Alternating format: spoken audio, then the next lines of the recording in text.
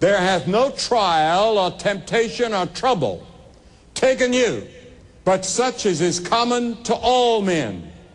But God is faithful, who will not allow you to suffer to be tempted above that you're able, but will with the temptation or the trial also make a way to escape, that you may be able to bear it.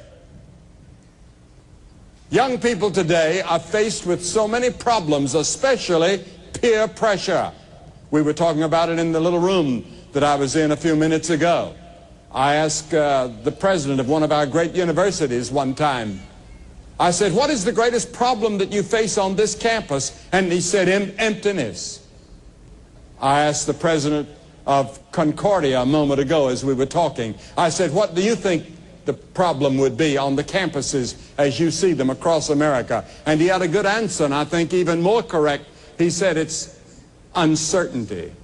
And I think there is a great uncertainty on the part of young people today. We're talking about going to China in a few weeks. And as we study the Chinese universities, and as we read about China, and as we have been to the Soviet Union and to all the countries in the Eastern world, Eastern Bloc, we've preached in all those countries except Bulgaria. And I find the same thing there. Young people are uncertain.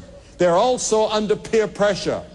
And the hardest word that young people have to say today is the little word no.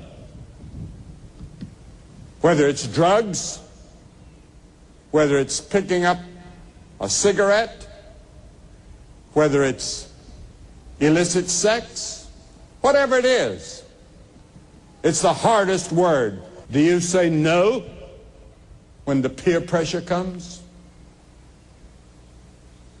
When the hormones begin to rise? When the excitement is there?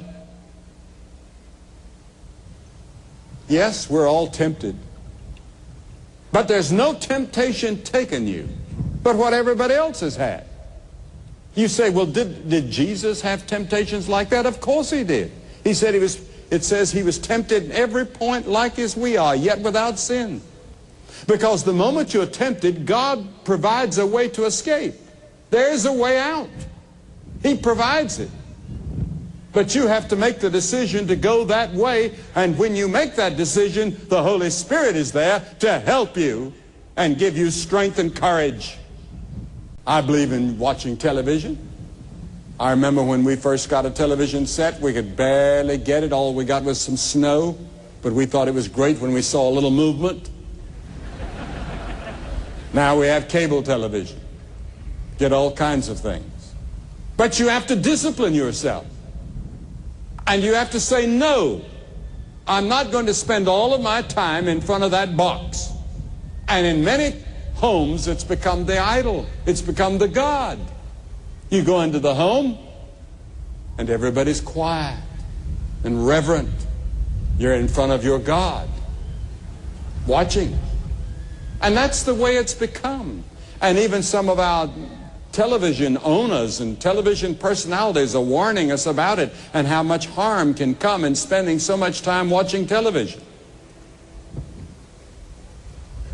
Jesus said in Luke 21:34, and take heed to yourselves, lest at any time your hearts be overcharged with surfeiting and drunkenness and the cares of this life, so that the day of death comes upon you unawares, or the day of his coming comes upon you unawares.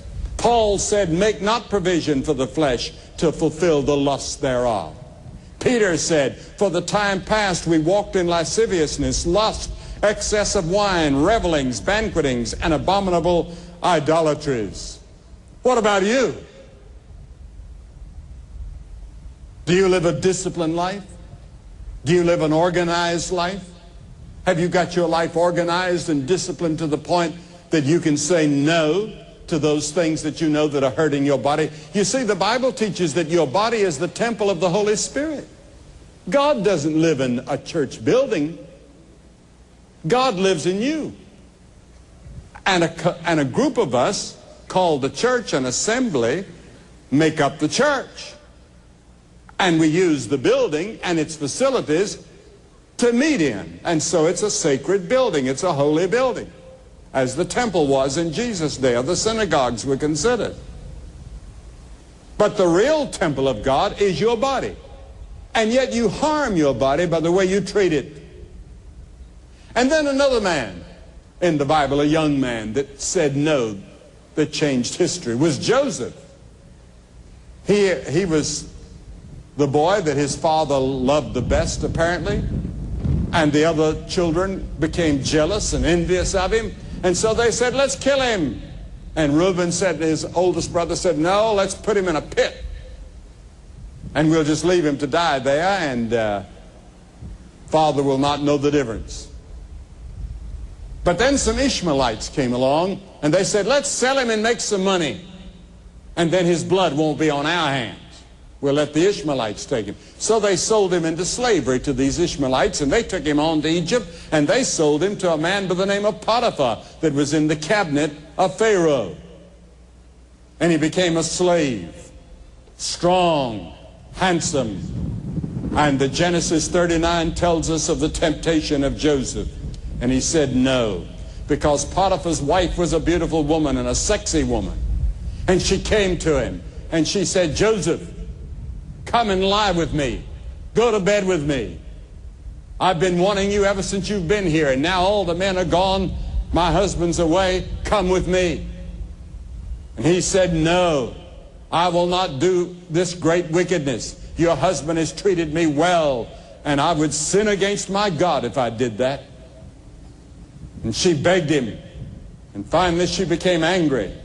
And he rushed out of the house and left his coat behind, and she began to scream and yell.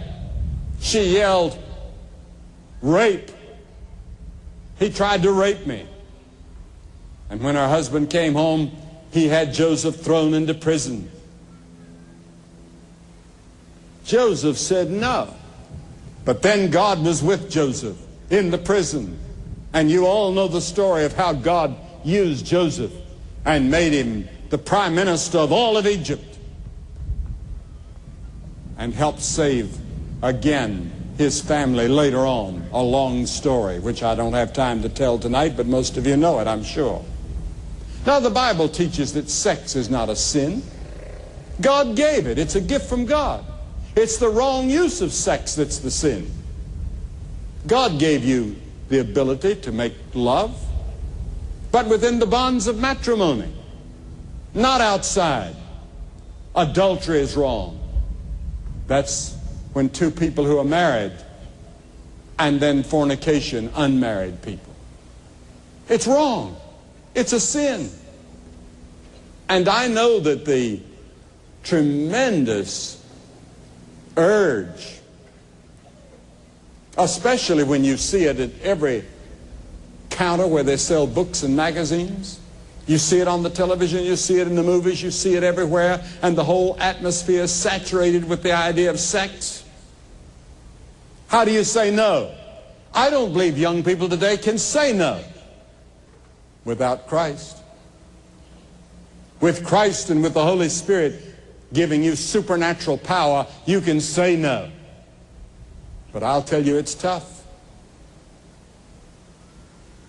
But the marks of a Christian are self-control and self-discipline. Paul wrote to Timothy and said, keep thyself pure. He said, flee youthful lust, run. When that temptation comes, run. He also said, but I keep my own body under, and I bring it into subjection. What about you?